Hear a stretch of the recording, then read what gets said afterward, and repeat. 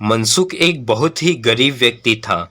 उसकी पत्नी हमेशा बीमार रहती थी और उसका बेटा टिंकू 12 वर्ष का था। गरीबी के कारण उसका भी स्कूल जाना छूट गया था, जिस कारण मनसुख बहुत परेशान रहता था। वह रोज काम की तलाश में जाता था, पर उसे काम नहीं मिलता था।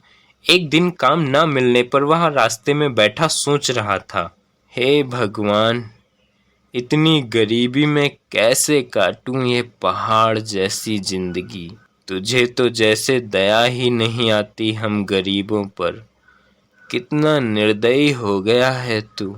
तभी गांव का ही जग्गू, जो सबको लॉटरी के टिकट बेचता है, मनसुख को ऐसे बैठा देख उसके पास आता है और उससे पूछता है, अरे मनसुख भाई, क्या हुआ?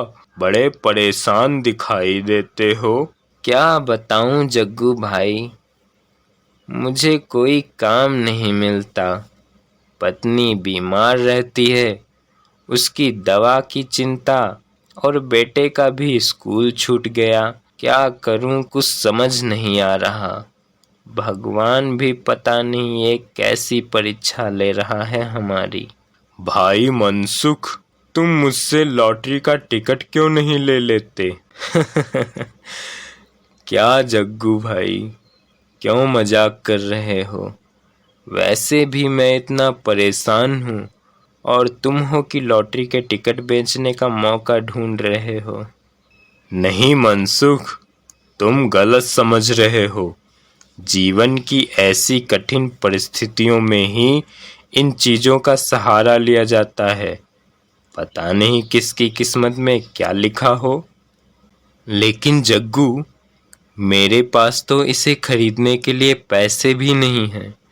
पर हाँ, अगर तुम मुझे अभी एक लॉटरी का टिकट ऐसे ही दे दो तो मैं वादा करता हूँ, बाद में तुम्हें मैं पैसे दे दूंगा। जग्गू उस समय तो अपना टिकट बेचने के लिए मनसुख को टिकट दे देता है।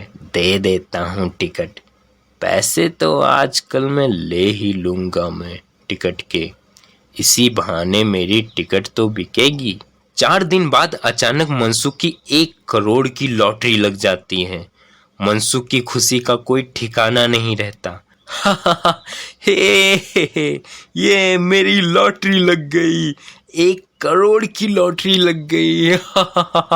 मेरी लॉटरी लग गई। ये हाँ, मेरी गरीबी दूर हो जाएगी, मेरी पत्नी का इलाज हो जाएगा और मेरे बच्चा पढ़ने जाएगा। मैं सब कुछ कर सकता हूँ। अचानक जब जग्गू को यह बात पता चली कि मनसुख की 1 करोड़ की लॉटरी लग गई है, तो उसे लालच आ गया और वह सोचने लगा, ए जी, क्या सोच रहे हो? अपनी भूल के बारे में सोच रहा हूँ, कैसे सुधारूं उसे। क्यों, क्या हुआ? आपने कौन सी भूल कर दी? उस दिन मैंने मनसुख को लॉटरी का टिकट उधार दे दिया था। सोचा था पैसे बाद में ले लूंगा। उस दिन अगर मैंने उसे टिकट न दिया होता तो ये लॉटरी के 1 करोड़ रुपए मेरे होते। चाहे कुछ भी हो, मैं ये टिकट मनसुख से लेके रहूंगा। ये मेरे 1 करोड़ रुपए हैं। जग्गू मनसुख के पास जाता है और मनसुख से टिकट वापस मांगता है।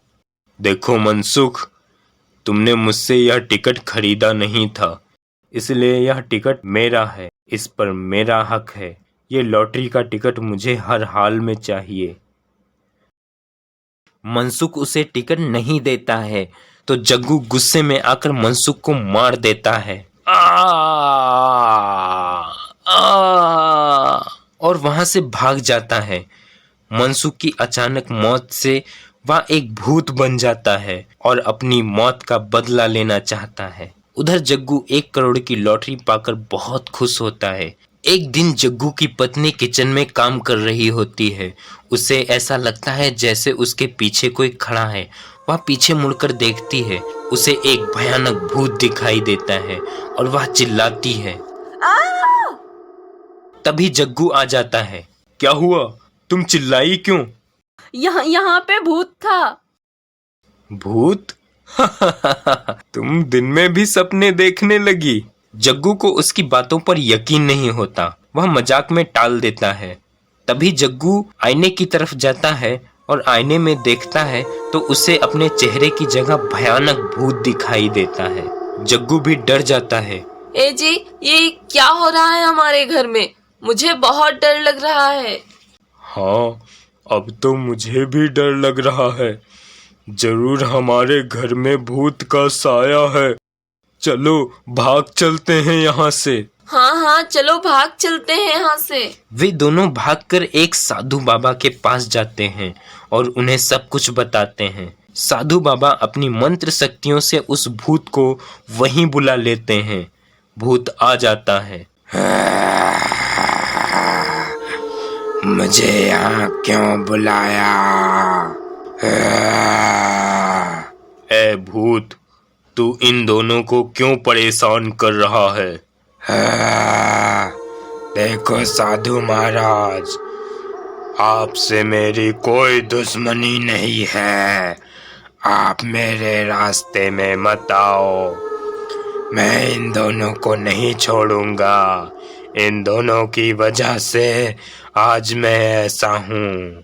तब भूत उन्हें सारी बात बताता है। देखो मनसुख, मैं मानता हूँ इन दोनों ने तुम्हारे साथ बहुत बुरा किया।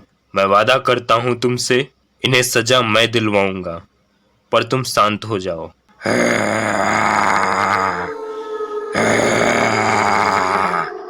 ठीक है भाई मनसुख, मुझे माफ कर दो। मैं लालच में अंधा हो गया था और तुम्हें मार दिया। कानून मुझे जो सजा देगा वो मुझे मंजूर होगी।